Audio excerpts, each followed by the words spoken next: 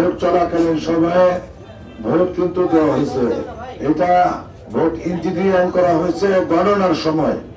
গণনার সময় আমাদের রেজাল্ট, প্রথম দিকের রেজাল্ট গুলো সুন্দরভাবে আসতেছিল। হঠাৎ করে দেখা গেল 1-2 ঘন্টা রেজাল্ট সরবরাহ বন্ধ হয়ে গেল, প্রচার বন্ধ, স্থগিত করে দেওয়া হয়েছে। অদ্যাবধি পুনরায় আপনার আমাদেরকে রেজাল্ট জানানো হয়নি। আজকে হঠাৎ করে দেখলাম আমরা যে আপনার ওই রেজাল্ট শিট তৈরি করে ওনারা ওই আমাদের বিপক্ষ পার্টিকে বিজয় ঘোষণা করে দিচ্ছেন।